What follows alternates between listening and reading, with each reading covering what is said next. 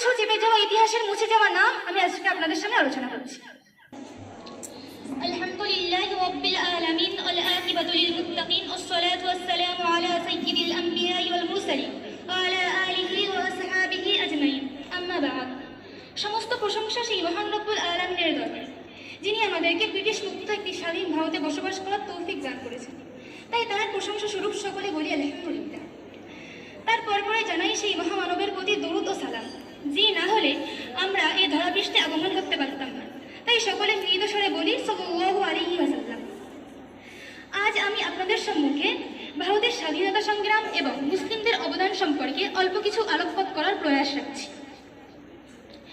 ভারতের স্বাধীনতার ইতিহাস দেখলে মনে হবে শুধুমাত্র হিন্দু মতাবলম্বীরাই স্বাধীনতা সংগ্রাম করেছে।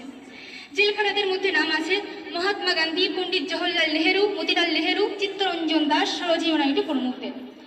যারা প্রাণ দিয়েছেন তাদের মধ্যে নাম পাওয়া যায় ক্ষুদিরাম বসু, বাঘা যতীন, প্রফুল্ল চাকির, বিনয় বাদল দীনেশ, মাতঙ্গিনী হাজরা প্রমুখদের নাম খুব সহজেই পাওয়া যায়। তাদের নাম অবশ্যই থাকে। তাদের মহান অবদানের ফলে আজ আমাদের দেশ ভারতবর্ষ স্বাধীন হয়েছে। কিন্তু এ তালিকায় কোথাও কোনো মুসলমানের নাম পাওয়া যায় না, আর থাকলেও মাত্র কয়েকজন।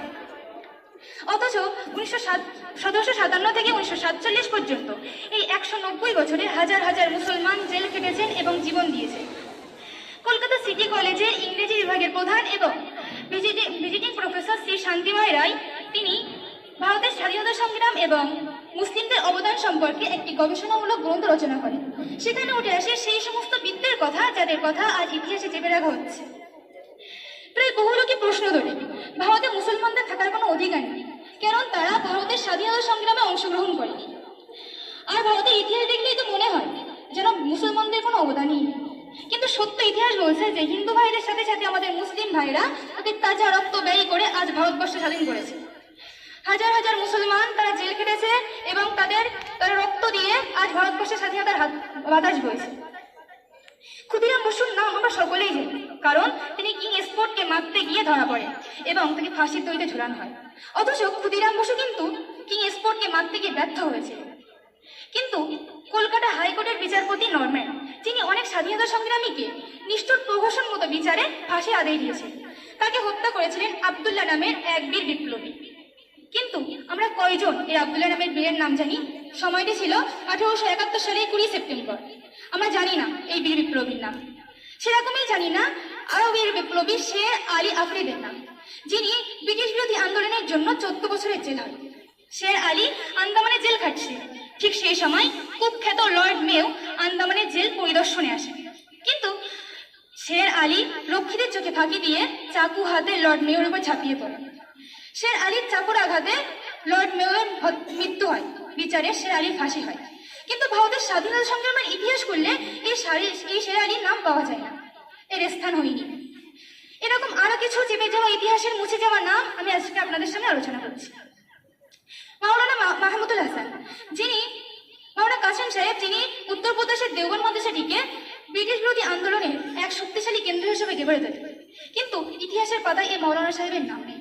ইতিহাসের পাতা উল্টালে যাদের নাম অবশ্যই পাওয়া যাবে তারা হচ্ছে মহাত্মা গান্ধী, নেতাজি সুভাষচন্দ্র বসু, মতিলাল নেহেরু প্রমুখ। কিন্তু এনাদের সমতুল্য নেতা মাওলানা আতাউল্লাহ বুখারী, মাওলানা মাহমুদুল হাসান দেওবন্দি, মাওলানা হুসাইন আহমদ মাদানী, মাওলানা গোলাম সরওয়ার প্রমুখ। এনাদের নাম ইতিহাসে খুঁজে পাওয়া যায় না। এনারা তো বহুবারই দীর্ঘমেয়াদে জেল খেটেছে, কেন পাওয়া যায় না এনাদের নাম? ঠিক সেরকমই পাওয়া যায় না যার ইংরেজ বিরোধী কার্যকলাপের জন্য সর্বদা কোর্টে ওয়ারিং থাকতো, সেই তোবারে হোসেনের নামও আজ ইতিহাসের পাতা থেকে মোছা হলো। তৎকালীন সময়ে যিনি পুরো হিন্দুস্তান কংগ্রেসের প্রেসিডেন্ট ছিলেন, যার সংস্পর্শে আসলে হিন্দু মুসলিম নব প্রাণ পেতে, সেই হাকিম আজাল খাকেও ইতিহাসের পাতা থেকে বাদ দেওয়া হলো। মহাত্মা গান্ধী, পণ্ডিত জওহরলাল নেহেরু, যার সংস্পর্শে চলতেনই না, সেই আবুল কালাম আজাদকে আজ ইতিহাসের পাতা থেকে মোছা হলো। এছাড়া হাজার হাজার মুসলিম ভাই যারা দেশের জন্য জীবন দিয়েছে, কিন্তু ইতিহাসের পাতায় নাম নেই এদের। কি বলবো দুঃখের কথা, হয়তো আমাদের নতুন করে ইতিহাস লেখার ক্ষমতা নেই, কিন্তু আমরা মুসলমান এ দুয়াটুকু তো করতে পারি যে আল্লাহ তাআলা তাদেরকে জান্নাতুল নাইমে উচ্চ মাকাম দান করুন। এই বলে আমার সংক্ষিপ্ত বক্তব্য আজ এখানে ইতি করছি।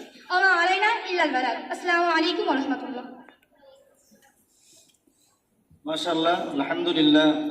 আমরা অনেক বক্তব্য শুনেছি, কিন্তু আজকের এই বক্তব্য